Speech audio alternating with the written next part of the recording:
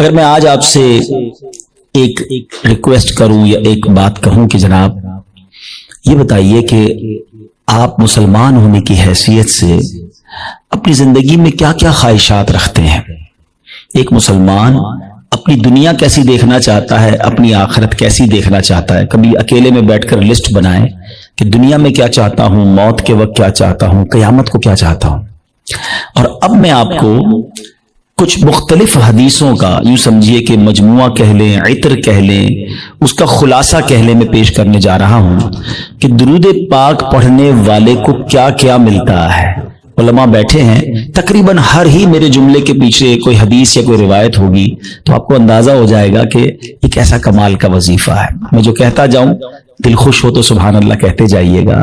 اگر آپ چاہتے ہیں کہ آپ کی روزی میں برکت ہو تو درود پاک پڑھیے، اگر آپ چاہتے ہیں کہ بیماریاں دور ہو جائیں تو درود پاک پڑھیے، آپ چاہتے ہیں آپ کی ٹینشن ریلیز ہو جائے آپ درود پاک پڑھیے، آپ چاہتے ہیں ذلت و رسوائی سے بچیں تو درود پاک پڑھیے، آپ چاہتے ہیں آپ کی عزتوں میں اضافہ ہو جائے تو درود پاک پڑھیے، آپ چاہتے ہیں کہ مرتے وقت کلمہ نصیب ہو اور نبی پاک کا دیدار ہو جائے تو درود پاک پڑھیے، بلکہ آپ یہ چاہتے ہیں کہ قبر میں بھی نور مصطفیٰ سے میری قبر جگمگائے تو درود پاک پڑھیے، قیامت کے دن نبی پاک کے پرچم تلے اٹھنا چاہتے ہیں تو درود پاک پڑھیے، آقا کے ہاتھوں جام کوثر پینا چاہتے ہیں تو درود پاک پڑھیے، بلکہ سنیے آقا کے ساتھ جنت میں داخل ہونا چاہتے ہیں تو درود پاک پڑھیے، مدینے جانا ہے تو درود پاک پڑھیے، خواب میں سرور کائنات علیہ الصلوۃ والسلام کی زیارت کرنی ہے تو درود پاک پڑھیے۔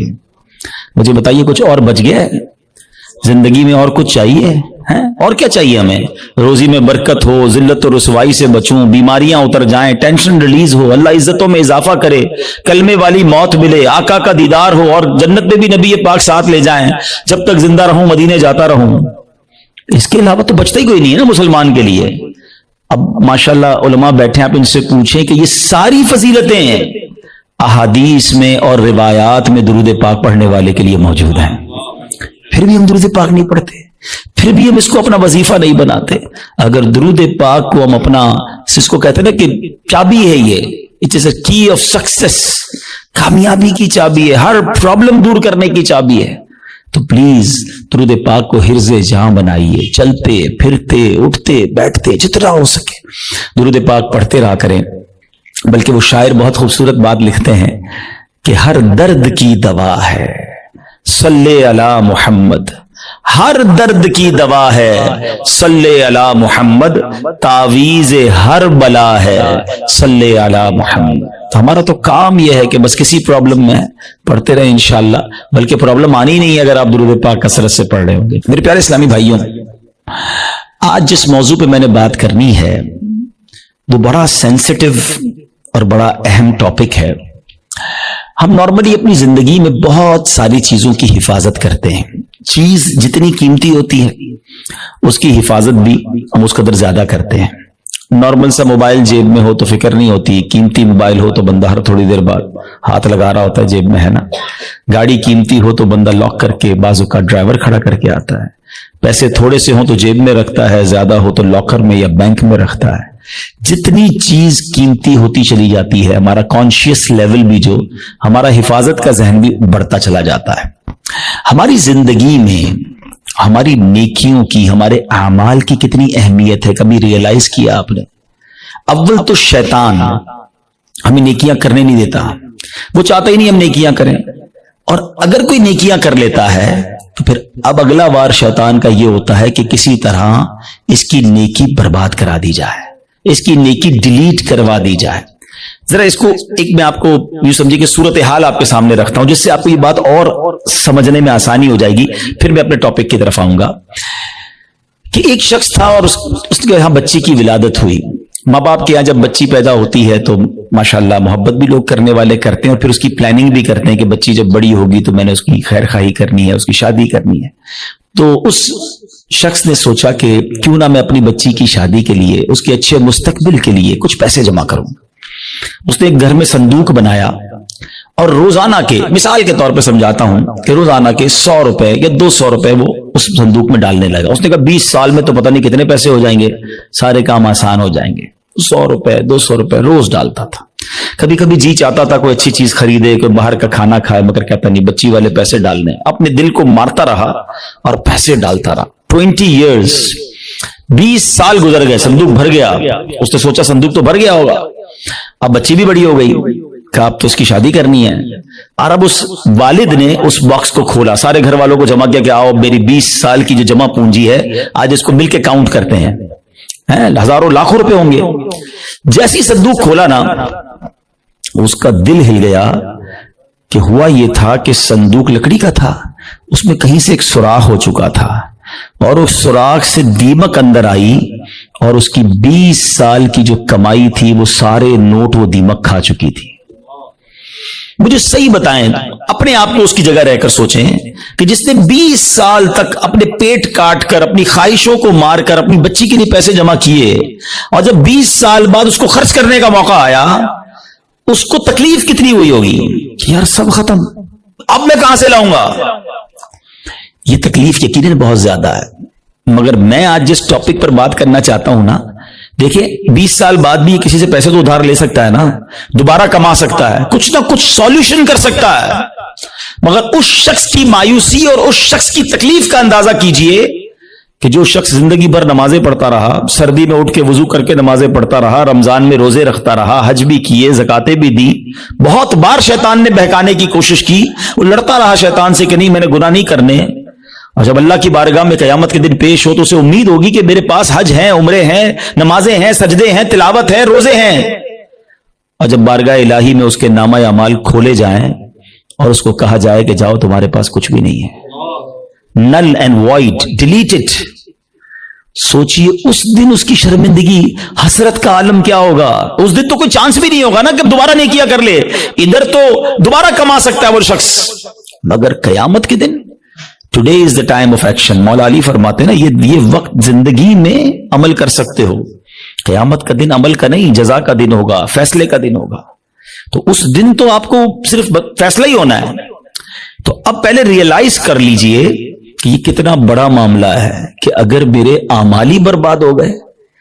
अब हो सकता है किसी के जहन में सवाल आए कि जनाब ये कौन सी बात कर रहे हैं कि अमाल कैसे बर्बाद हो सकते हैं, नमाजें पढ़ी हैं, रोजे रखे हैं, कोशिश करके ये अमाल किए। आज के दौर में नेकी करना भी आसान नहीं है, यही तो मैं समझाना चाहता हूं आज के बयान में कि आज के दौर में वाकई नेकी करना इतना आसान नहीं है। लेकिन आप इतनी मुश्किल से नेकी कर भी रहे हैं, मगर उसको संभाल रहे हैं कि नहीं, उसकी हिफाजत कर रहे हैं कि नहीं, उसके बारे में फिक्रमंद है कि नहीं, आपको पता है कि चोर कैसे चोरी करके जा सकता है आपकी नेकियों को। यही मेरा आज का टॉपिक है।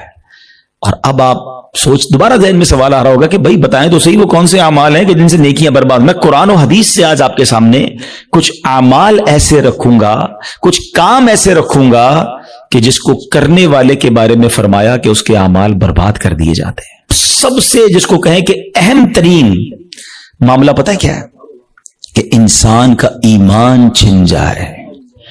जिसका ईमान चला गया ना, अब उसका कोई अमल उसके काम नहीं आएगा, चाहे उसकी जिंदगी सजदों से भरी हुई हो, चाहे उसने बहुत नमाजें पढ़ी हो, सारी जिंदगी रोजे रखे हो, ईमान नहीं तो कुछ भी नहीं। और ये बात कुरान कहता है। अल्लाह का कलाम क्या फरमाता है सुनिए। रब्बे करीम कुरान में इरशाद फरमाता है, वमन यर्तदिद मिनकुम अन दीनिही फयमुत वहुव काफिरुन फउलाइका हबितत अमालुहुम फिद दुनिया वल आखिरह वउलाइका अस्हाबुन नार हुम फीहा खालिदून। अब इसका तर्जुमा सुनो।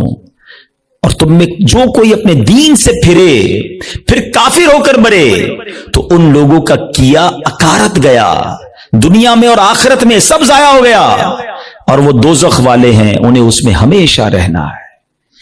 एक बात याद रखिएगा, ये हमें बाज़ औक़ात समझ नहीं आती कि यार बंदा मुसलमान होके काफिर कैसे हो सकता है, ईमान वाला होके ईमान से कैसे निकल सकता है। ये बात तो आपको पता है ना कि दुनिया में सबसे ज्यादा जो तेजी से मजहब फैल रहा है वो कौन सा है? इस्लाम है। The most growing religion on earth. इस पूरी कायनात में सबसे तेजी से अल्हम्दुलिल्लाह इस्लाम फैल रहा है। लेकिन ये वन वे ट्रैफिक नहीं है कि अगर कोई मुसलमान हो सकता है गैर मुस्लिम, तो मुसलमान भी इस्लाम से खारिज हो सकता है। ठीक है, ایک حدیث پاک سناتا ہوں تاکہ یہ بات اور کلیئر ہو جائے گی. حدیث پاک کا مضمون ہے, نبی پاک علیہ الصلوۃ والسلام نے فرمایا کہ اولاد آدم مختلف طبقات میں, مختلف کیٹیگریز میں پیدا کی گئی ہے. 4 کیٹیگریز, 4 قسم بیان کی نبی پاک نے. فرمایا ایک پہلی قسم وہ ہے کہ بعض مومن پیدا ہوتے ہیں, ایمان والی زندگی گزارتے ہیں, اور ان کا خاتمہ بھی ایمان پر ہوتا ہے. ہم اللہ سے دعا کرتے ہیں کہ اللہ اس کیٹیگری میں ہمیں شامل رکھے, کیونکہ اللہ نے مسلمان ماں باپ دیے, ایمان والی زندگی دی ہے, اللہ ایمان والی موت عطا فرمایا ہے. لیکن سیکنڈ کیٹیگری نبی پاک نے فرمایا کچھ لوگ کافر گھرانے میں پیدا ہوتے ہیں, حالت کفر پر زندہ رہتے ہیں, اور حالت کفر پر ہی ان کی موت ہوتی ہے. بہت بڑی تعداد میں ایسے لوگ ہیں جو غیر مسلموں کے یہاں پیدا ہوتے ہیں, کفر والی زندگی گزارتے ہیں, کفر پر بھی مر جاتے ہیں. تیسری کیٹیگری سنو, اللہ کے نبی فرماتے ہیں کچھ لوگ کافر پیدا ہوتے ہیں, کافروں والی زندگی گزارتے ہیں, مگر ان کا خاتمہ ایمان پر ہو جاتا ہے نا. کئی لوگ جو مرنے جو دنیا میں مسلمان ہو رہے ہیں, یہ کیا ہے, کافر تھے نا, غیر مسلم تھے, کلمہ پڑھا مسلمان ہو گئے, بڑی اچھی بات ہے. مجھے ایک واقعہ یاد آ گیا. ہانگ کانگ میں دعوت اسلامی والے جو تھے وہ ہمارے مبلغین کسی مریض کی عیادت کے لیے ہاسپٹل میں گئے. دعوت اسلامی کے تو طریقہ کار میں بھی شامل ہے, ہمیں بھی جانا چاہیے, مریض کی عیادت سنت ہے. تو وہ لوگ عیادت کرنے گئے تو برابر میں بستر پر ایک 70 سال کا ہانگ کانگ میں ایک بوڑھا شخص غیر مسلم وہ بھی لیٹا ہوا تھا, علاج کروانے آیا تھا. جب وہ واپس جانے لگے اس نے اشارہ کیا ذرا ادھر آئیے گا. وہ ادھر گئے تو کہا تم لوگ کون ہو؟ چہرے پہ داڑھی تھی, سر پہ امامہ تھا. کہا مسلمان ہیں. کیوں آئے تھے؟ کہا ہمارا ایک دوست ہے وہ بیمار تھا, اس کو دیکھنے آئے تھے. اچھا مسلمان کیا ہوتا ہے, اسلام کیا ہوتا ہے؟ 7, 8, 10 منٹ بات چیت ہوئی. اسلامی بھائیوں نے اس کو دعوت دی کہ آپ بھی مسلمان ہو جائیں. ہسپتال کے بستر پر وہ بوڑھا شخص کلمہ پڑھ کر مسلمان ہو گیا. مگر اس سے بڑھ کر جو جس کو کہتے ہیں نا ایمان افروز بات یہ تھی کہ اگلے چند گھنٹوں بعد اس کا انتقال بھی ہو گیا. یعنی اس کے مقدر میں ایمان تھا تو اسپتال کے بستر پر بھی اس تک ایمان پہنچ گیا. یہ حدیث کا جو تیسرا حصہ ہے نا, سمجھو کہ کچھ لوگ کافر گھرانے میں پیدا ہوتے ہیں یا کافر ہوتے ہیں, پیدا ہی کافر کفر پر ہوتے ہیں, پوری زندگی کفر پر گزرتی ہے, مگر ان کا خاتمہ ایمان پر ہوتا ہے. اب نبی پاک علیہ الصلوۃ والسلام نے فرمایا چوتھی کیٹیگری یہ وہ لوگ ہوتے ہیں جو مسلمان گھرانے میں پیدا ہوتے ہیں, مومن پیدا ہوتے ہیں, اسلام والی زندگی گزارتے ہیں, مگر ان کا خاتمہ کفر پر ہوتا ہے. یہ چوتھی کیٹیگری ڈرانے والی ہے. اس سے سمجھنا ہوگا کہ ہمارے پاس کوئی گارنٹی نہیں کہ میں ایمان سلامت لے کر جاؤں گا. ایک بڑی پیاری حدیث بچے کو یاد ہے, انما الاعمال بالنیات, ہے نا, اعمال کا دار و مدار نیتوں پر. ایک اور حدیث ہے انما الاعمال بالخواتیم, اعمال کا دار و مدار خاتموں پر ہے. خاتمہ ٹھیک ہونا ضروری ہے. ہم میں سے بہت ساروں کو تو فکر ہی کوئی نہیں کہ یار اچھا اس کی بھی فکر کرنی ہے, اس پر بھی کوئی بات کرنی ہے, اس کی بھی کوئی سیکیورٹی کرنی ہے. سوچئے نا. اچھا پھر اب یہ حدیث آپ نے سن لی, قرآن کی آیت سن لی, صحابہ نے بھی سنی, اولیاء نے بھی سنی, خود نبی پاک کا ایٹیٹیوڈ کیا تھا. اللہ کے حبیب علیہ الصلوۃ والسلام کی بڑی مشہور دعا ہے, یا مقلب القلوب ثبت قلبی علی دینک, اے دلوں کو پھیرنے والے میرے دل کو اپنے دین پر ثابت قدمی عطا فرما. اللہ کے نبی دعا کر رہے ہیں جن کے صدقے ہمیں دین ملا ہے. ہم تو نعت میں پڑھتے ہیں نا, تیرے صدقے میں آقا سارے جہاں کو دین ملا. وہ آقا دعا کر رہے ہیں کہ اے اللہ میرے دل کو تیرے دین پر ثابت قدمی عطا فرما. ہمارا کیا حال ہونا چاہیے؟ ہمیں ہر وقت کی فکر ہونی چاہیے. اگر nobody care about it, بات بھی نہیں کرتا کوئی. اعمال کو بچانے کے لیے سب سے پہلے ایمان کو بچانا ہوگا. اچھا اب دوسرا سوال آتا ہے کہ ٹھیک ہے حضرت سمجھ آ گیا کہ ایمان کی حفاظت کی فکر کرنی چاہیے, ایمان بڑی سینسٹیو چیز ہے. اب یہ بھی بتائیے کہ ایمان چلا کس چیز سے جاتا ہے؟ ہاں یہ اہم کوسچن ہے کہ ایمان سے بندہ خارج کیسے ہو سکتا ہے. اچھا پھر شیطان ہے نا, ابھی بھی ہو سکتا ہے کسی کے ذہن میں یہ بات ڈال رہا ہوگا, یار کیسی عجیب سی بات کر رہے ہیں مولانا صاحب, 50 سال کا تو ہو گیا, 60 سال کا ہو گیا, ساری زندگی کلمہ پڑھا اور اب ایمان سے بھی جا سکتا ہوں.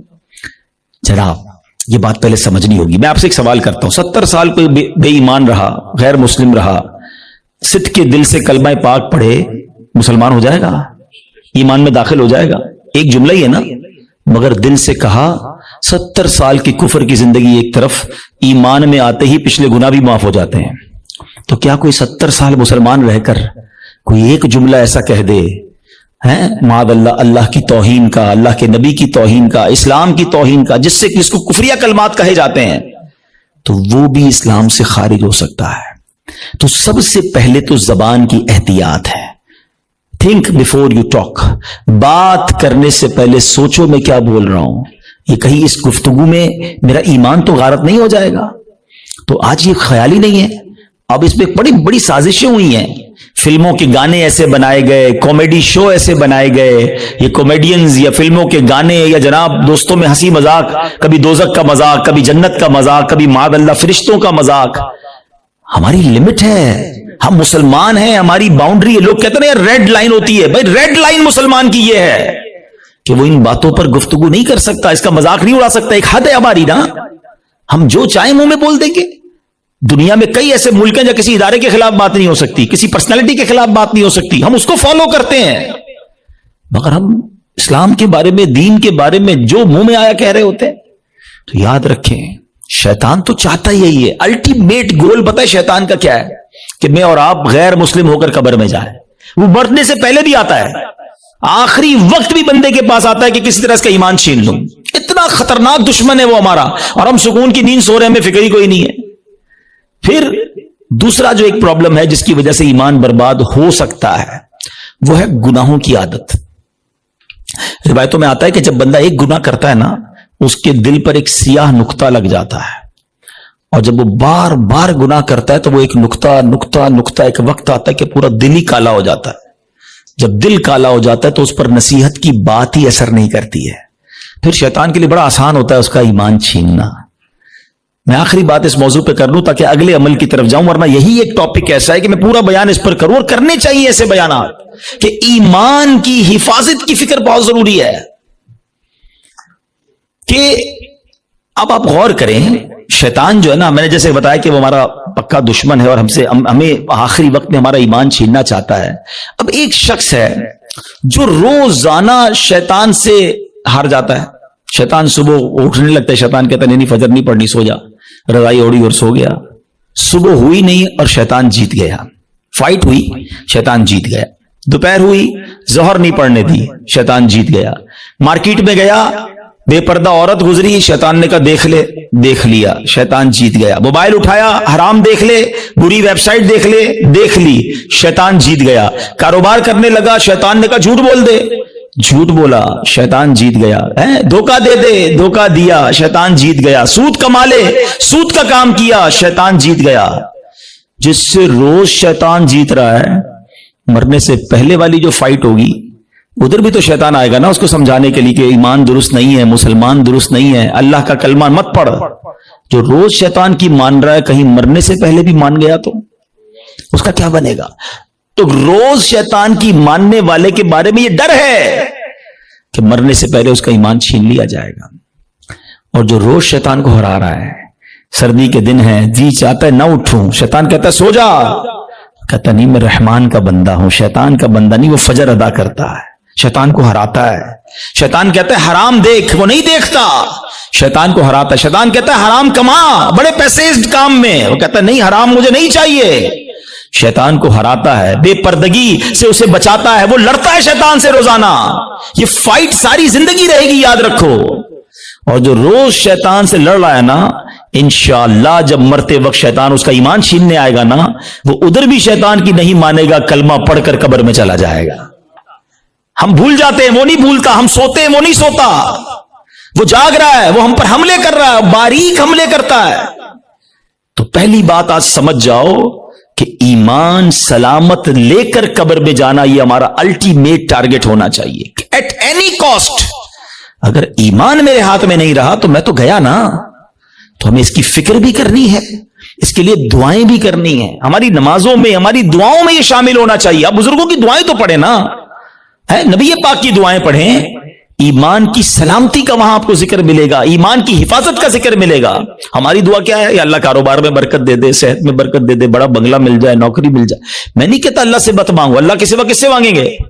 مگر آخرت بھی تو مانگو نا۔ قرآنی دعاؤں کو پڑھیں، اللہم ربنا آتنا فی الدنیا حسنہ، مگر فوراً کیا ہے؟ وفی الآخرۃ حسنہ، پھر آگے وقنا عذاب النار، اپنے عذاب جہنم سے بھی بچا۔ تو اللہ کرے کہ ہم اپنے ایمان کی حفاظت کی فکر کرنے والے بن جائیں. ایک اور عمل اللہ اکبر وہ اتنا عام ہو گیا ہے کہ جس کی وجہ سے بھی اعمال برباد ہوتے ہیں, اور وہ عمل کیا ہے؟ حدیث پاک سناتا ہوں. اللہ کے حبیب علیہ الصلوۃ والسلام فرماتے ہیں, اور وہ عمل یہ ہے کہ بندہ کسی سے حسد کرے. اچھا, حسد نیکیوں کے ساتھ پتہ کیا کرتا ہے؟ نبی پاک فرماتے ہیں ایاکم والحسد فإن الحسد یأکل الحسنات کما تأکل النار الحطب. اللہ کے حبیب فرماتے ہیں حسد سے بچو, وہ نیکیوں کو اس طرح کھا جاتا ہے جیسے آگ خشک لکڑی کو کھا جاتی ہے. اب میں مثال دیتا ہوں, آپ نے لکڑی جلائی اور آگ جلائی اس پر, تھوڑی دیر بعد لکڑی کا کیا حال ہوگا؟ ختم نا, خاک ہو جائے گی. یہ پتہ کیا کرتے ہیں جو حسد کرنے والے ہوتے؟ سارا دن نمازیں پڑھی, روزے رکھے, صدقے کیے, رات آئی آگ لگائی اور سارے اعمال برباد کر دیے. یہ نیکیوں کو برباد کرنے والا کام ہے. اور حسد اللہ اکبر آج اتنا عام ہو چکا ہے, ہر دوسرے آدمی کو دوسرے سے حسد ہے, بلکہ بھائی کو بھائی سے حسد, بہن کو بہن سے حسد ہو گیا ہے. نبی پاک علیہ الصلوۃ والسلام فرماتے ہیں حسد سے بچو, کیونکہ حسد ایمان کو مونڈ دینے والا کام ہے. ایک اور حدیث پاک میں آتا ہے حسد ایمان کو ایسے برباد کرتا ہے, حدیث پاک کا مضمون ہے جیسے سرکہ ایلوا شہد کو برباد کر دیتا ہے. اب سرکے کو شہد میں ڈالے, شہد کا کیا حال ہوگا؟ فرمایا یہ ایمان برباد کرنے والی بیماری ہے. مگر آج کوئی کسی کو خوشحال دیکھنے کے لیے تیار ہی نہیں ہے. اچھا, بعض اوقات پتہ کیا ہوتا ہے جب اس طرح کے بیان ہوتے ہیں, میں نے کہا نا یہ لڑائی جاری رہے گی, اس بیان کے دوران بھی شیطان ساتھ چل رہا ہوگا, کسی کے ذہن میں سوال کر رہا ہوگا یار مولانا صاحب بات تو ٹھیک کر رہے ہیں مگر میں تو حسد نہیں کرتا. وہ آپ کو یہ سب کلیریفائی کر رہا ہے کہ بات ٹھیک ہے مگر میں تو حسد نہیں کرتا. نہیں, ایسے نہیں شیطان کو حملہ کرنے دیں گے, آج مقابلہ کریں گے انشاءاللہ. ٹھیک ہے, اب میں آپ کو کچھ سمٹمز بتاتا ہوں, کچھ نشانیاں بتاتا ہوں کہ جس کی وجہ سے آپ کو یہ ریئلائز ہوگا کہ میں حسد کرتا ہوں کہ نہیں کرتا. پہلے تو حسد کی تعریف کیا ہے یہ سمجھ لو. حسد کی تعریف یہ ہے, the definition of jealousy, کہ اگر کسی شخص کو کوئی نعمت ملے تو میرا دل یہ چاہے کہ یہ نعمت چھن کر مجھے مل جائے یا کم از کم اس کی برباد ہو جائے. یہ حسد ہے, یہ جہنم میں لے جانے والا کام ہے, حرام. حسد کی ایک جائز صورت بھی ہے, اس کو حسد نہیں کہتے, اس کو ہماری اردو زبان میں رشک کہتے ہیں, عربی میں غبطہ کہتے ہیں. وہ کیا ہے کہ جب کسی کو نعمت ملے تو بندہ کہے یا اللہ اس کو دیے مجھے بھی دے دے. اس میں کوئی حرج نہیں ہے, یہ اچھی بات ہے, اس میں جائز ہے یہ. لیکن جو دوسری والی سائیڈ ہے وہ بہت زیادہ بڑھ گئی ہے.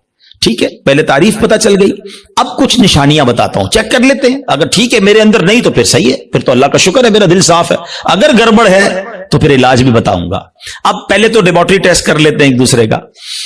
چیک کیجئے آپ کی لائف میں کوئی ایسا ہے.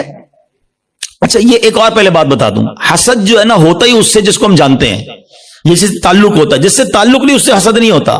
ہمیں فیصلہ آباد میں رہ کر برازیل کے کسی شخص سے حسد نہیں ہو سکتا, ہم جانتے ہی نہیں اس کو, پتہ نہیں کیا کر رہا ہے. حسد کس سے ہوگا؟ یا تو کسی دوست سے ہوگا, یا کسی رشتہ دار سے ہوگا, یا اپنی فیلڈ کے کسی بندے سے ہوگا. آپ کاروبار کرتے ہیں نا, کسی کاروباری اپنے کسی کاروباری سے ہو جائے گا, اپنے کسی رشتہ دار سے ہو جائے گا, اپنے کسی دوست سے, اپنے کسی قریب پڑوسی سے ہو سکتا ہے, جس کو آپ جس کے ساتھ آپ کا انٹریکشن ہے نا, آپ اس سے حسد کر سکتے ہیں. اب چیک یہ کرنا ہے کہ میں کسی سے حسد کرتا ہوں کہ نہیں. ٹھیک ہے, میں نے آپ کو باؤنڈری بتا دی ہے. اب میرا لیبارٹری ٹیسٹ کہہ لیں, مدنی لیبارٹری ٹیسٹ کرتا ہوں. اب میں آپ کو 2-3 ایگزامپلز بتاتا ہوں. اپنے آپ سے خود ہی سوال کریں, مجھے جواب نہیں دینا, آپ نے اپنے آپ سے ہی سوال کرنا ہے. پہلا سوال, دنیا میں کوئی ایک بندہ ایسا ہے, یا عورت بھی ہو سکتی ہے, رشتہ دار بھی ہو سکتی ہے, کہ یار جب بھی اسے کوئی خوشی ملتی ہے نا, نعمت ملتی ہے, ترقی ملتی ہے, دولت ملتی ہے, شہرت ملتی ہے, تو مجھے پرابلم ہوتا ہے, مجھے مزہ نہیں آتا. پہلا سوال, اپنے دل میں جواب رکھیے گا, مجھے بس بتائیے گا. دوسرا سوال, کوئی ایسا ہے کہ جب اس کی تعریف میرے سامنے ہوتی ہے تو مجھے ذرا بھی مزہ نہیں آتا. میں کہتا ہوں کوئی اور بات کرو نا یار, اس کا ذکر کیوں کر رہے ہو؟ ایسا ہوتا ہے نا کبھی کبھی ہمارے سامنے کسی کی تعریف کرتے ہیں, وہ بھائی نہیں یار ان کا کاروبار بہت آگے بڑھ گیا, یار وہ تو بڑے مشہور ہو گئے, ہاں ان کو تو بڑے لوگ عزت دیتے ہیں, یار اس کی بات چھوڑو یار, کوئی اور بات کرو. اگر کوئی ایسا ہے کہ اس کے بارے میں جب مجھ سے کوئی بات کرتا ہے اور یہاں پین فیل ہوتا ہے, میں بات بدلتا ہوں. دس از دا سیکنڈ کوسچن. ٹھیک ہے, یہ دوسرا ٹیسٹ ہے. اب تیسرا ٹیسٹ ہے, کوئی ایسا ہے کہ جب اس کا نقصان ہو جائے ہیں بدنام ہو جائے، اس کا پیسہ برباد ہو جائے، معاذ اللہ اس کی فیکٹری میں آگ لگ جائے، اس کا گھر تباہ ہو جائے، یا اس کے گھرانے میں کوئی جھگڑا ہو جائے، اس کی فیملی تتر بتر ہو جائے، تو اندر ہی اندر خوشی ہوتی ہے، ہاں یار اب مزہ آیا، ہاں میں تو چاہتا یہی تھا یہ برباد ہو جائے۔ These are the 3 symptoms۔ یہ 3 سوال ہیں آپ سے، جواب مجھے کوئی نہ دے، اپنے دل سے پوچھو۔ اگر کسی کے بارے میں ان تینوں میں سے کوئی ایک بھی کیفیت ہے نا، تو پھر حسد اور کس کو کہتے ہیں؟ جناب آپ بیمار ہو چکے ہیں، ڈاکٹر کہتا ہے نا آپ کے ٹیسٹ کے بعد شوگر ہو گئی ہے بھائی، بلڈ پریشر ہو گیا، اب ہن احتیاط کرو، تو تسی ہن احتیاط کرو، تواڈے دل وچ حسد آ گیا ہے۔ اگر ان تینوں میں سے کوئی ایک بات کا جواب ہاں میں آ رہا ہے، اور کوئی بندہ یا کوئی رشتہ دار عورت یا فیملی کا کوئی ممبر ذہن میں آ رہا ہے، آپ کو پتا ہے اتنا مکار ہے شیطان، بہن کو بہن سے حسد کرا دیتا ہے۔ کیسے؟ ایک بہن خوشحال ہے اپنے سسرال میں، دوسری بیچاری غریب ہے، اب اس کے دل میں ڈال دے گا یہ ترقی کر رہی ہے، میں پیچھے رہ گئی، برباد نیکیاں اچھا جس سے حسد کر رہے ہیں نا، ہم اس کا بگاڑ کچھ نہیں سکتے۔ ایک اور بات سن لینا، آج حسد اتنی خطرناک بیماری ہے کہ حسد ہو گیا تو جل خود ہی رہا ہوں میں، اس کا کچھ نہیں بگڑ رہا، وہ ترقی کیے جا رہا ہے، نہ رات کو نیند آ رہی ہے، اسی کے بارے میں سوچی جا رہا ہوں، دل الگ جل رہا ہے، قیامت کی آگ تو الگ ہے، ابھی سے دل جل رہا ہے۔ یہ اتنی خطرناک بیماری ہے۔ حسد کے دنیاوی سمٹمز بتاؤں آپ کو، ہمیں بہت سارے لوگ ملتے ہیں، آ کر کان میں کہتے ہیں، کبھی پرچی دیتے ہیں، نیند نہیں آتی، سکون نہیں ہے، میں سوچتا بہت ہوں۔ جس کو بھی یہ پرابلم ہے نا، چیک کر لے اس نے کسی نہ کسی کا حسد پالا ہوا ہے، کیونکہ وہ ترقی کیے جا رہا ہے، تمہاری نیند اڑتی جا رہی ہے، تم سوچتے ہی اس کے بارے میں ہو، پرابلم ہوتی ہے یار، ایک اور فیکٹری، ایک اور بنگلہ لے لیا، ایک اور کوٹھی لے لی، ایک اور گاڑی لے لی، ارے بھائی لے لی تو تمہیں کیا پرابلم ہے؟ اتنی خطرناک یہ بیماری ہے کہ چین نہیں لینے دیتی بندے کو۔ یہ سوچئے گا، یعنی اس کے دنیاوی نقصان بھی ہے نا، میں اپنی فیملی سے ڈسٹرب ہو گیا، میں اپنی لائف سے ڈسٹرب ہو گیا کیونکہ میں نے کسی کا حسد دل میں پال لیا، یار اس کو تو میرے محلے میں کوئی نہیں جانتا تھا، آج یہ پوری دنیا میں پاپولر ہو گیا، اس کو اتنی عزت کیسے مل گئی، میں بھی تو ایک اچھا۔ یہ پتہ ہے صرف عام لوگوں میں نہیں، یہ علماء میں حسد ہو جاتا ہے، نعت خوانوں میں آپس میں حسد ہو جائے گا، جو جس فیلڈ کا ہوگا نا، ہم جس فیلڈ کے، ہمیں اپنی فیلڈ والے سے حسد ہو سکتا ہے، اچھا اس کا بیان اتنا اچھا ہو گیا، اس کی آواز اتنی اچھی ہو گئی، شیطان مردود، کہ کوئی خوبصورت ہوتا ہے اس سے حسد ہو جاتا ہے، بہت ساری چیزوں سے حسد ہوتا ہے، دولت سے، شہرت سے، خوبصورتی سے، طاقت سے، اقتدار سے، کوئی بھی نعمت ملے۔ اچھا اب سمر ٹیسٹ ہو گیا، لیبورٹری ٹیسٹ کا رزلٹ اپنے پاس ہی رکھیے گا، ٹھیک ہے؟ اب خدا نہ خواستہ میرے کسی بھائی کو اگر حسد ہو گیا ہے تو اس کو کلیریفائی کرنے کا طریقہ بھی بتا دیتا ہوں، اس کا علاج بھی بتا دیتا ہوں۔ اس کا علاج یہ ہے کہ سب سے پہلے تو آپ یہ ریئلائز کریں کہ مجھے حسد کس سے ہوا ہے۔ اچھا حسد کس سے ہوا اور کیوں ہوا ہے؟ کسی کے مال سے ہو جاتا ہے، کسی کی خوبصورتی سے ہو جاتا ہے، کسی کی شہرت سے ہو جاتا ہے، واٹ ایور، کوئی ریزن ہوگا نا، وہ ریزن پہلے آپ ریئلائز کر لیں۔ پہلا طریقہ یہ ہے، پہلا علاج یہ ہے کہ آپ اللہ سے دعا کریں کہ اللہ میرے دل کو حسد سے پاک کر دے، میرے دل کو گندگی سے پاک کر دے، دل کی ساری بیماریوں سے پاک کر دے۔ ایک تو دعا ہے، اللہ کریم ہے، قبول فرما لے گا تو دل پاک ہو جائے گا۔ دوسرا، دعا میں اس بندے کو بھی شامل کر لیں کہ اللہ اس کے مال میں اور برکت دے دے، اگر وہ اس کے حسن سے پرابلم ہے، اللہ اس کے حسن میں اور برکت دے دے، اس کی شہرت سے پرابلم ہے، اللہ اس کی شہرت میں اور برکت دے دے۔ ہاں ہے یہ تھوڑا مشکل، یہ اینٹی بائیوٹک ہے نا، علاج ہو رہا ہے نا۔ اب آپ جب کسی کے لیے دعا کریں گے نا کہ یا اللہ اس کے مال میں اور برکت دے دے، اور تھوڑے دنوں بعد آپ کو کوئی بندہ آ کے بتائے گا یار اس کی ایک اور فیکٹری لگ گئی، تو آپ کہیں گے میں بھی تو دعا کرتا تھا پر لگنی تھی فیکٹری۔ تیسرا طریقہ ایک اور ہے حسد سے نکلنے کا، کہ جس سے حسد ہوا ہے نا اس کو تحفہ دے۔ حدیث پاک کا مضمون ہے تحفہ دو محبت بڑھے گی۔ ہاں لیکن یہ بتا کے مت دینا کہ بھائی تیرے سے حسد ہو گیا تھا تحفہ لے کر آئے ہوں، مولانا صاحب نے کہا، اور گل خراب ہو جائے گی، تو بتانا نہیں اس کو، ہاں بتانا چلے اس کو۔ اچھا ایک بات اور سمجھ لو آپ، جس سے حسد ہوا ہے نا اس کو کوئی پرابلم نہیں ہے، پرابلم مجھے ہے، ٹھیک مجھے ہونا ہے۔ اس کو تو شاید نیکیاں مل رہی ہوں گی اگر کوئی اس کے بارے میں غیبت کر رہا ہے، بدگمانیاں کر رہا ہے، ہمیں اپنا علاج کرنا ہے، میرے اعمال بڑے تھوڑے ہیں۔ اور شاعر کہتے ہیں نفس بدکار نے دل پر یہ قیامت توڑی، عمل نیک کیا بھی تو چھپانے نہ دیا۔ ایک تو نیکی ہوئی نہیں، ہوئی تو بچائی نہیں۔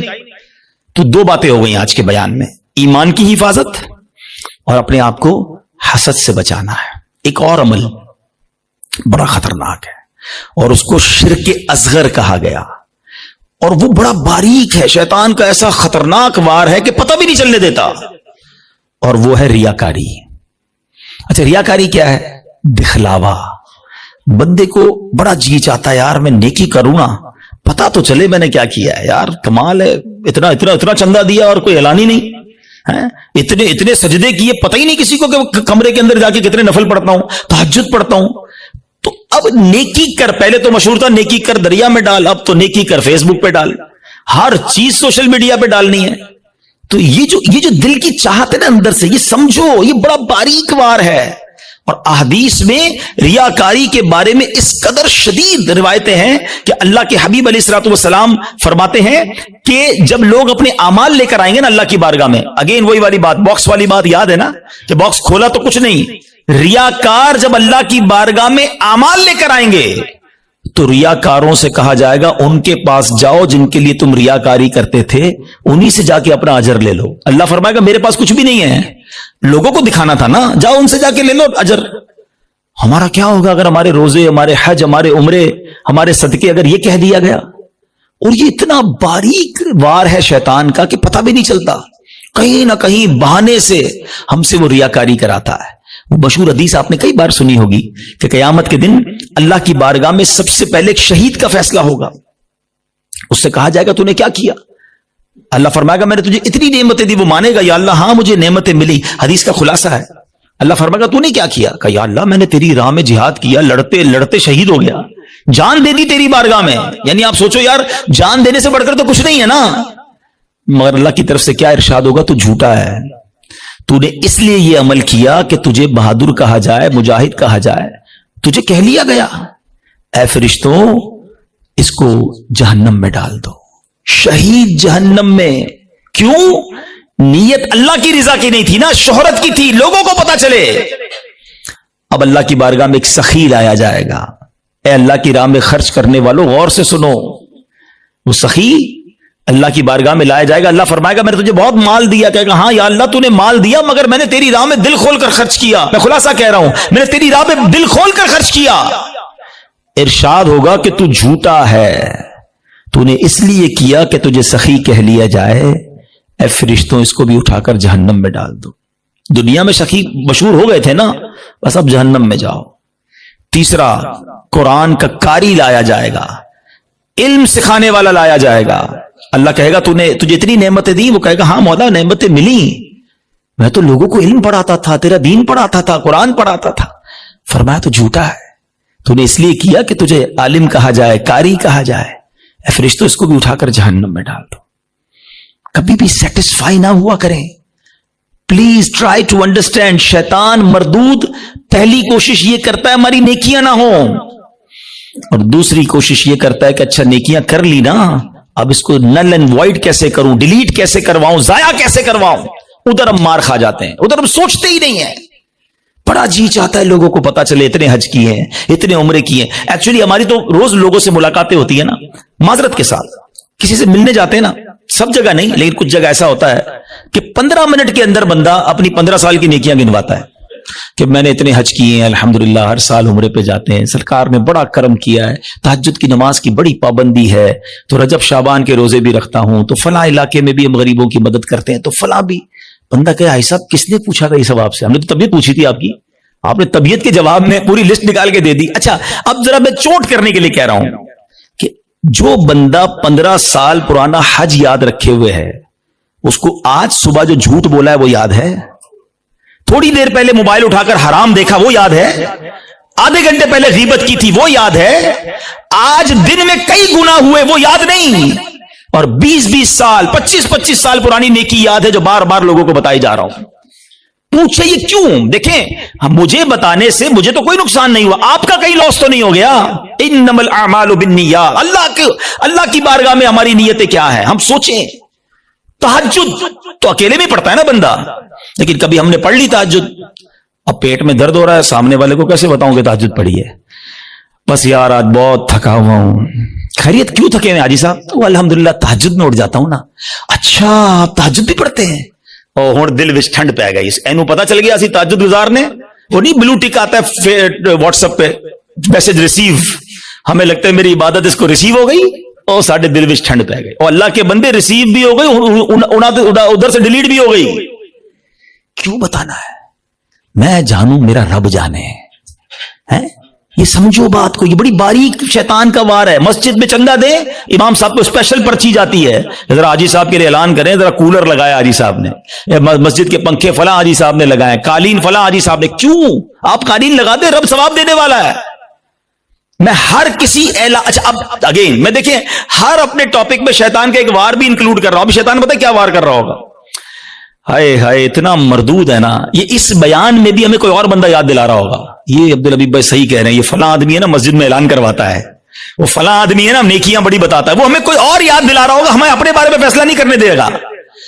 ہمارے پاس کوئی پیرامیٹر نہیں ہے کہ ہم کسی کو ریاکار کہہ سکیں, کیونکہ اگر نیکی کوئی اعلانیہ اس لیے کر رہا ہے کہ لوگوں کو ترغیب ملے تو اس کو ثواب ہے. کیا ہے انما الاعمال بالنیات. میں اپنے دل کو تو چیک کر لوں, ہم اپنے دل کو سب چیک کریں, رائٹ لیفٹ نہیں دیکھنا.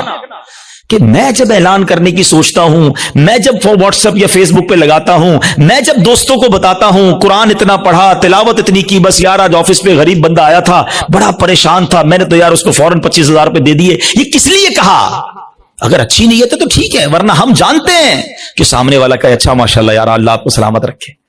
پلیز شیطان کے وار کو سمجھو. میں نے آپ کے سامنے حدیث رکھی ہے کہ شہید جہنم میں جائے گا, وہ شہید جو جہاد کر رہا ہے مگر دکھاوے کے لیے کر رہا ہے, وہ سخی جہنم میں جائے گا جو کروڑوں لاکھوں روپے خرچ کر رہا ہے مگر دکھاوے کے ساتھ کر رہا ہے اللہ کے لیے. ایک چپتا ہوا سوال کر کے اگلے ٹاپک کی طرف جاتا ہوں. اپنے آپ سے میں بھی سوال کرتا ہوں, میں خود اپنے آپ سے بھی سوال کرتا ہوں, میرے اور آپ کے پاس ایسی کتنی نیکیاں ہیں جو فقط میں جانوں اور میرا رب جانے.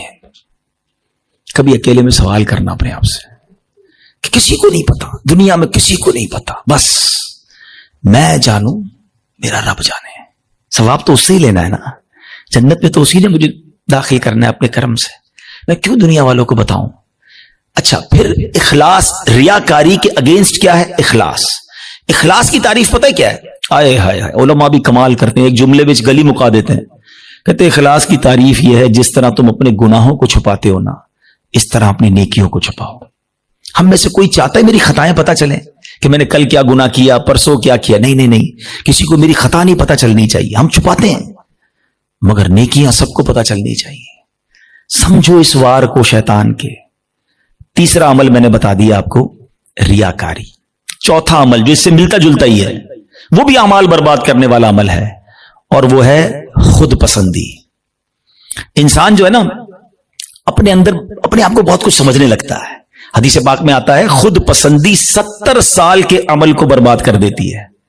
آئے ہائے, میں 70 سال نمازیں پڑھوں, 70 سال روزے رکھوں, صدقے خیرات کروں, اور ایک خود پسندی میرے سارے اعمال برباد کر دے. ایک بزرگ کے بارے میں آتا ہے, اپنے بچے کے ساتھ کہیں سفر پر جا رہے تھے, تو جب سفر پر جا رہے تھے تو سرائے خانہ آیا, رات کو سو گئے قافلے والوں کے ساتھ. باپ بیٹے اٹھے اور تہجد کی نماز پڑھی. جب تہجد پڑھی نا تو بیٹے نے ابو کو کہا, ابو یہ کیسے لوگ ہیں, سارے سوئے ہوئے ہیں, کوئی بھی نہیں اٹھا تہجد کے لیے. تو والد نے بیٹے کو بڑا کمال کا جواب دیا کہ بیٹا تو بھی سویا رہتا تو اچھا ہی تھا. سمجھائی بات؟ یہ جملہ بڑا کمال کا ہے. آپ تہجد پڑھ کر دوسروں کو حقیر سمجھنے لگے نا, اور اپنے آپ کو میں نے تہجد پڑھی, دیکھو یار یہ سب سو رہے ہیں. یہی تو خود پسندی ہے کہ اپنے آپ کو کچھ سمجھ رہے ہیں, اس کا اپنا ہی کمال سمجھ رہے ہیں, اللہ کی عطا نہیں سمجھ رہے اسے.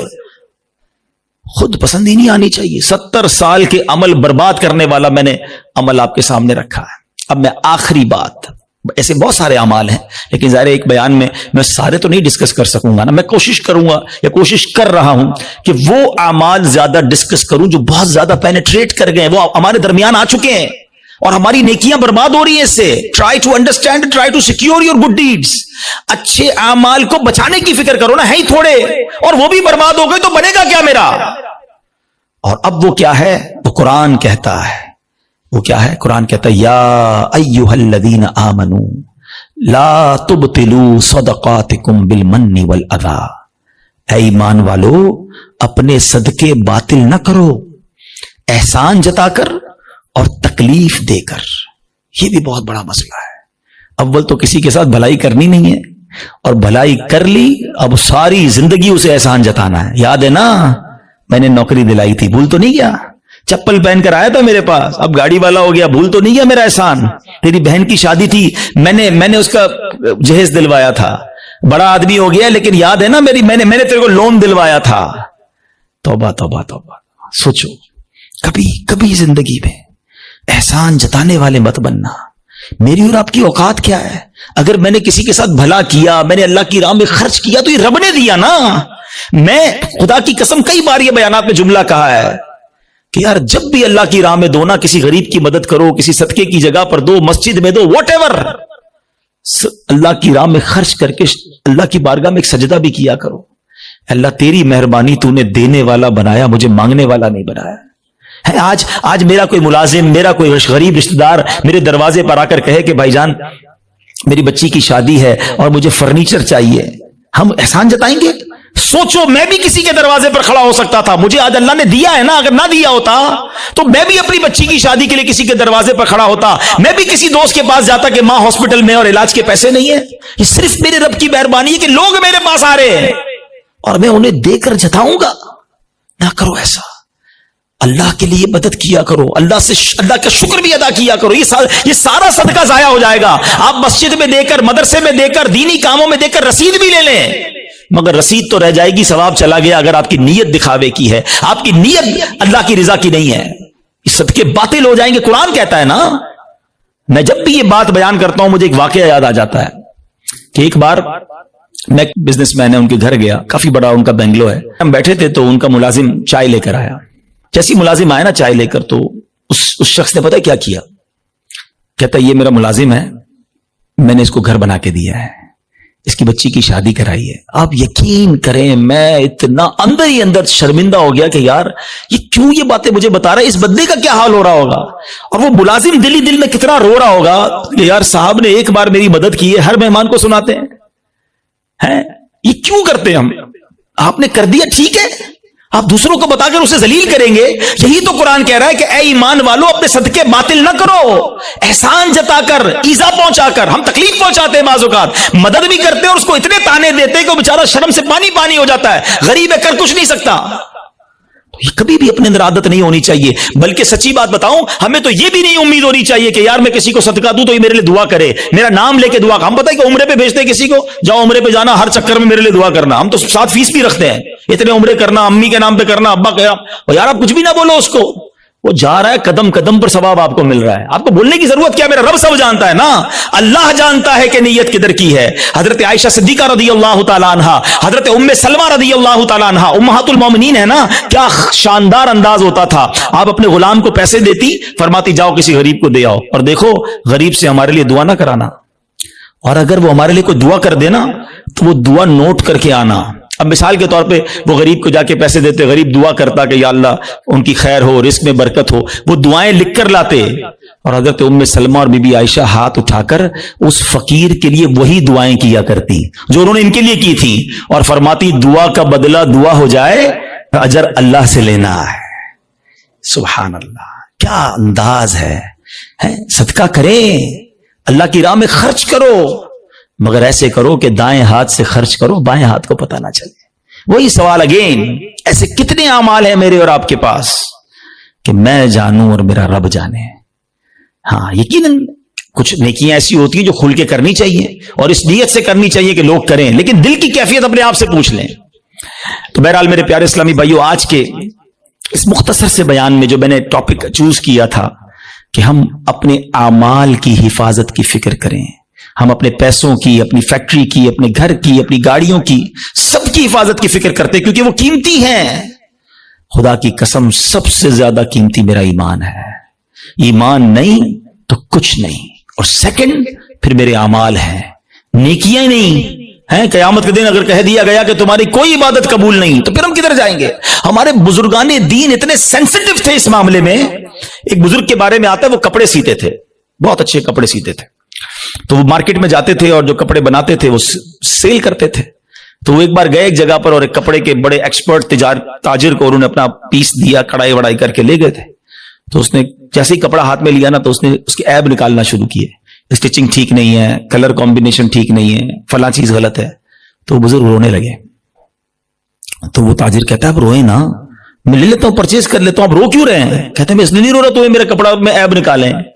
میں یہ سوچ رہا ہوں کہ میں نے یہ کپڑا اپنے ہوش کے مطابق, اپنی خیال کے مطابق بالکل صحیح سیا تھا، مگر جب یہ کپڑا کسی ایکسپرٹ کے ہاتھ میں آیا تو اس کو میرے عیب پتہ چل گئے.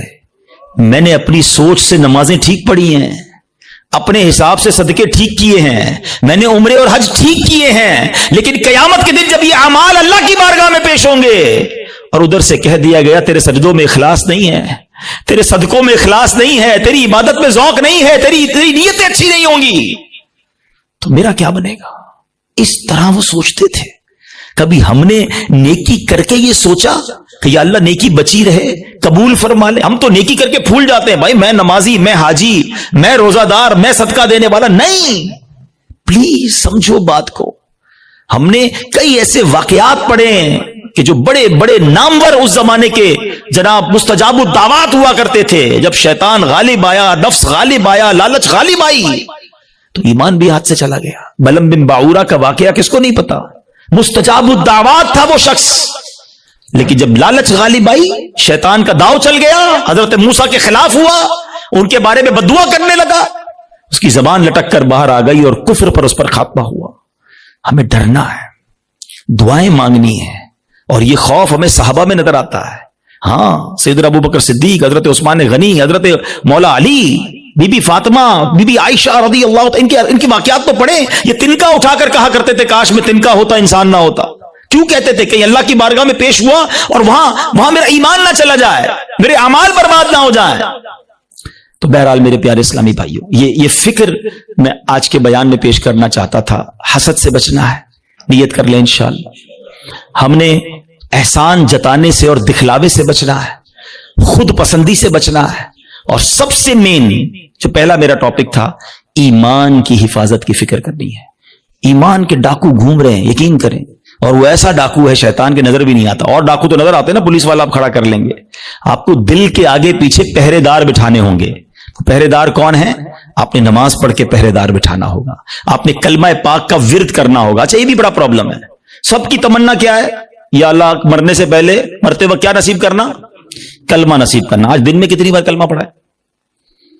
یہ چیک کرو نا. مرتے وقت سب کو کلمہ چاہیے، زندگی میں پڑھو نا. اور یہ بات بڑی عجیب بتانے جا رہا ہوں، ایک بزرگ کا جملہ میں بھولتا نہیں ہوں. وہ کہتے ہیں اپنی زبان کو کلمے کا عادی بناؤ تاکہ جس دن زبانیں بھاری پڑیں گی اس دن تمہاری زبان سے کلمہ جاری ہو جائے. موت کے وقت زبان بھاری ہو جاتی ہے، مگر ہم کئی ہفتے ہو گئے کلمہ نہیں پڑھا. ہم نے کتنی تسبیحیں پڑھی کلمے کی؟ روز کم از کم ایک تسبیح، 100 بار کلمہ. اچھا، آپ کو پتہ ہے حدیث پاک میں افضل الذکر کہا گیا، سب سے افضل اگر کوئی ذکر ہے تو وہ لا الہ الا اللہ محمد الرسول اللہ. پورا کلمہ پڑھے یا کم از کم لا الہ الا اللہ کا ورد کرے اور آخر میں 3 بار محمد الرسول اللہ صلی اللہ تعالی وسلم پڑھ لے، تاکہ میری زبان کلمے کی عادی رہے. اور جو چیز عادی ہوتی ہے نا، وہ پتہ کب نکلتی ہے؟ آخری بات، چلیں یہ بھی ایک بڑی دلچسپ بات بھی ہے، اور اللہ کرے کہ میرے بیان سے کوئی یہ میسج لے جائے. انسان پر جب دھکا لگتا ہے نا، چوٹ لگتی ہے، مشکل وقت آتا ہے، تو جو اندر اصلی ہوتا ہے نا باہر نکل آتا ہے. ٹھیک ہے، یہ اس کو میں آپ کو ایک ایگزامپل سے سمجھاؤں گا. ایک شخص تھا، بادشاہ کے پاس آیا، کئی زبانوں کا ماہر، ایکسپرٹ. اس کی زبان اتنی فلوئنٹ تھی کہ اس نے چیلنج کیا کہ میری اوریجنل زبان پہچان کے بتائیں. عربی بھی تو انگلش بھی تو اردو بھی تو فرینچ بھی، جس زبان میں بات کریں اس زبان میں وہ جواب دے، بڑی فلوئنٹ جواب دے. کوئی نہیں پہچان سکا. ایک شخص آیا، کہتا بادشاہ سلامت مجھے تھوڑا ٹائم دے، میں اس کو پہچان لوں گا. کہا کیسے؟ کہا مجھے اس کے ساتھ ہی رکھ دیں اپنے محل میں. ان دونوں کو ایک ہی کمرہ دے دیا. صبح ہوئی تو وہ بندہ کمرے سے باہر نکلا، جب سیڑھیوں پہ آیا تو پیچھے سے اس نے اسے دھکا دے دیا. وہ لڑکھڑاتا ہوا نیچے گرا اور اب اس کو برا بھلا کہنا شروع کر دیا، گالیاں نکالنا شروع کر دی. کہا بادشاہ سلامت جس زبان میں گالیاں دے رہے نا، یہ اس کی اصل زبان ہے. جب بندے کو جھٹکا لگتا ہے نا تو اس کا اصل باہر آتا ہے. اس کو اور آسان سمجھا دیتا ہوں. کوئی سالن لے کر، پیالہ لے کر ہمارے قریب سے گزرے، اس کو ٹھوکر لگے گی تو برتن سے کیا نکلے گا؟ سالن گرے گا نا. اور اگر کوئی پانی کا پیالہ لے کے جا رہا ہے، اس کو ٹھوکر لگائیں گے تو کیا گرے گا؟ تو جو ٹھوکر لگتی ہے نا، جو اندر ہوتا ہے نا، وہی باہر نکلتا ہے.